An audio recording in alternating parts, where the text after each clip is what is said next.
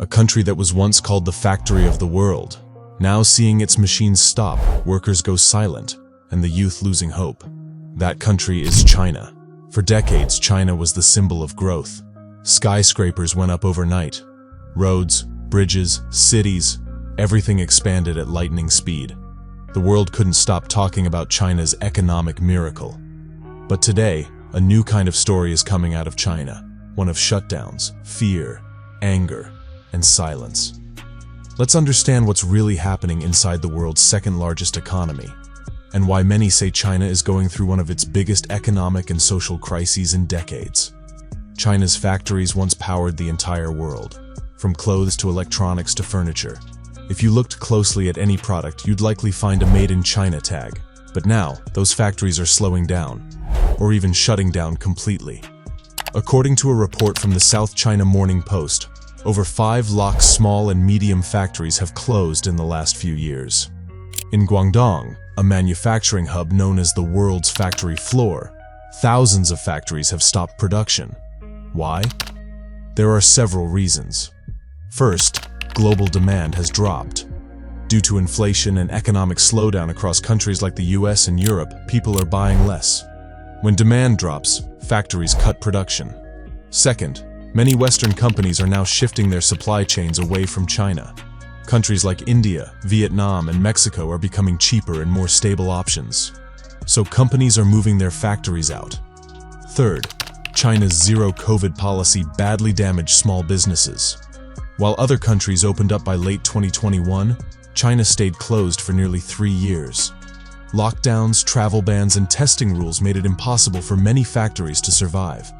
Factories ran out of workers, goods were stuck in ports, raw materials never arrived. The result? Shutdown after shutdown. But the impact of a silent factory is not just economic, it's also social. Let's talk about the people. A factory shutting down means thousands of workers lose their jobs. In the past, when Chinese workers lost jobs in one city, they would simply move to another city for work. But now, even that option is gone. According to China's official data, youth unemployment crossed 21% in 2023.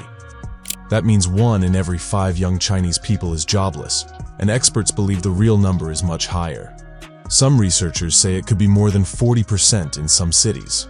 Imagine graduating from college, full of dreams, and then applying to hundreds of jobs, but not getting a single interview. That's the situation for many young people in China today. A growing trend is called lying flat, or tang ping. This means young people are choosing to do nothing. They stop working, studying, or chasing success. Why? Because they feel the system has failed them. They see the rich getting richer, they see government rules getting stricter, and they feel stuck, hopeless, and angry. One viral post on Weibo, a Chinese social media platform, said, "We studied hard, followed all the rules, and now there's nothing for us. No jobs, no homes, no future." The situation is so bad that China's government stopped releasing unemployment data for youth in mid-2023. Many say this is because the real numbers were too shocking. In many countries, when people are unhappy, they protest. But in China, even speaking about problems can be dangerous. The government tightly controls the internet. Social media posts are deleted within seconds. People who talk too much about unemployment or government failure are often silenced. In November 2022, protests broke out across China. People held up blank sheets of paper. This was called the White Paper Revolution. The blank paper symbolized the things they wanted to say, but couldn't. They protested against harsh COVID lockdowns, lack of freedom, and economic pain. Students, workers, even elderly people joined in. It was rare. Protests in China are usually small and local, but this time, it was nationwide. The response? Many protesters were arrested. Universities were warned. Surveillance increased. The message from the government was clear. Don't question us. But pressure keeps building. Here's where things get darker. Over the past year, China has seen a strange rise in violent incidents. Knife attacks, school stabbings, bus crashes. Many of these are called revenge against society attacks. These are not done by terrorists or criminals. Instead, they're often done by ordinary people. someone who lost a job, went bankrupt, or felt ignored by the system. Their anger turns into violence. In July 2023, a man attacked a kindergarten in Guangdong, killing innocent children and staff. Just days before, there was a stabbing in a shopping mall. In another case, a bus driver deliberately crashed his bus because he was angry about losing his house. He killed over 20 people. Many experts link these attacks to mental health issues caused by unemployment, debt, and hopelessness. The media rarely talks about these cases in detail, but online forums and Chinese bloggers quietly call it a social breakdown. They say the pressure is so high and the options so few that people snap. Another big part of China's crisis is the real estate market. For years, buying a house in China was seen as the best way to invest. Property prices always went up. Families would put all their life savings into one home. But in the last few years, the real estate bubble has burst. Big property companies like Evergrande and Country Garden have defaulted on loans worth billions of dollars. Construction stopped on thousands of apartments.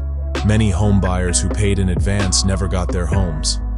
Now imagine paying for your house and waiting, and then realizing the builder has gone bankrupt. This has happened to millions of Chinese families. People have started protests. In some cities, they refuse to pay their housing loans. This was called the mortgage boycott. The property sector made up nearly 30% of China's economy, so this crash is affecting everything, from banks to construction workers to local governments. And once again, the government's solution has been silence or censorship. China's problems are not just internal. The outside world is also putting pressure. Since 2018, China has been in a trade war with the U.S. High tariffs, import taxes, have made it more expensive for Chinese goods to enter American markets. As of 2024, the Biden administration and even the European Union are increasing tariffs on Chinese electric vehicles and solar panels, claiming that China is overproducing and dumping cheap goods. This hurts Chinese exports. At the same time, global trust in China has dropped after COVID-19. Many countries now see China as a risky partner. All this makes it harder for China to grow through trade, something it depended on for decades. So what happens now? Some people believe China will bounce back. They say it still has a huge population, strong infrastructure, and new industries like electric vehicles and AI. But others warn that unless China allows more freedom, fixes its housing crisis, and creates real jobs, the situation will only get worse. Already, many wealthy Chinese families are trying to leave the country. They're moving to Singapore, Canada, or Europe. At the same time, young people are talking about run philosophy, a slang for escaping China's system. A recent poll by the Carter Center showed that more than 70% of Chinese youth want to emigrate. This is a warning sign. When the youth lose hope, a country loses its future. China's crisis is not just about money or jobs, it's about trust. The people are losing trust in the system. Workers feel betrayed, youth feel abandoned, families feel cheated. The government keeps saying, "Stay quiet, trust us." But the silence is growing louder. What's happening in China today is a mix of economic pain, social stress, and political control. Together, it's becoming a storm. Will China find a way out? Or will this be the breaking point of a superpower? Only time will tell.